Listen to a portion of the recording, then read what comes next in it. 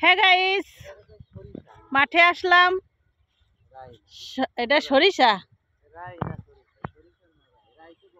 সবকিছু তোমাদের দেখাচ্ছি। চলো, আসছিলাম হচ্ছে আমাদের পেঁয়াজ রসুন দেখার জন্য। এটা হচ্ছে আমাদের পেঁয়াজের জমি, আর ওই পাশে আর একটা আছে রসুন। আমাদের হচ্ছে এবার পেঁয়াজ রসুন লাগাইছে। আমার সাথে আমার স্যার আইছে ওই যে। তো এগুলো হচ্ছে, এগুলো কি স্যার? এগুলো হচ্ছে সরিষা গাছ। দেখো সরিষার কিভাবে এরকম হয়েছে, গাছ হয়েছে। এই যে এই খোসার ভিতরে হচ্ছে সরিষা থাকে। হ্যাঁ, এই খোসার ভিতরে সরিষা থাকে, এগুলো ফাটাইয়ে সরিষা বের করতে হয়। তো খোসার ভিতরে সরিষা হয়ে গেছে।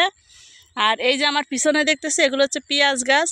পেঁয়াজ এখনও মানে বড় হয়নি, হচ্ছে আর কি। এগুলো রসুন, সরি এগুলো হচ্ছে রসুন। স্যার বলতেছে এগুলো রসুন। আরে এই ভিতর দিয়ে এরকম হয়েছে কে?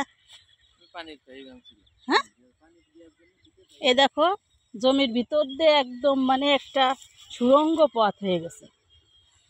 তো এটা দিয়ে নাকি যে পানির পাইপ আনছে, ফিতে পাইপ টানাইছে পানি দেওয়ার জন্য। তো মাঠে এসে মনটা ভালো হয়ে যায়। দেখো মাঠের সৌন্দর্য। আর আমি মাঠে আসলেই সূর্য আমার সাথে পাল্লা দেয়। হ্যাঁ, এই জন্য আমি আজকে একটা গামছা নিয়ে আসি এই সূর্যের রোদ থেকে বাঁচার জন্য। স্যারও একটা আনছে। স্যার হচ্ছে কৃষক, কৃষকের বউ কৃষানি না সাজলে তো হয় না। এই জন্য আমি একটা গামছা নিয়ে আসছি স্যারের সাথে মিলানোর জন্য। চলো আর একটা জিনিস তোমাদের দেখাই, সেটা হচ্ছে, দাঁড়াও, পেঁয়াজের কলি। দেখো এই যে এগুলো হচ্ছে আমরা ওই যে ছোট ছোট পেঁয়াজের, যে ঢাকা শহরে যে পেঁয়াজের কলিগুলো কিনে খাই, তো ওইগুলো হচ্ছে, এগুলো বড় হয়েছে, মানে এগুলো হচ্ছে বীজ বানাবে। হ্যাঁ, এগুলো হচ্ছে বীজ বানাবে, সেই জন্য হচ্ছে জমি ভর্তি এগুলো এরকম হয়েছে। আর এগুলো হচ্ছে সরিষা দানা। তো মাঠে আসলে হচ্ছে অনেক কিছু দেখা যায়। আর দেখো গম দেখাচ্ছে, কি কিউট। এই দেখো এটা হচ্ছে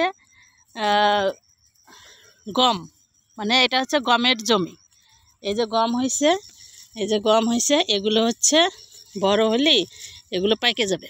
তারপরে কাটে নিয়ে এগুলো মেশিনে মারাবে, তারপরে হচ্ছে গম বের হয়ে যাবে।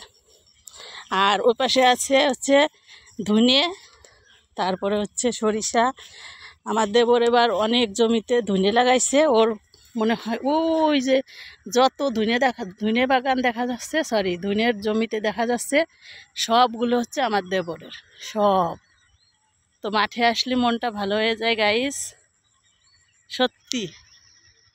তো সবাই ভালো থাকো, টাটা।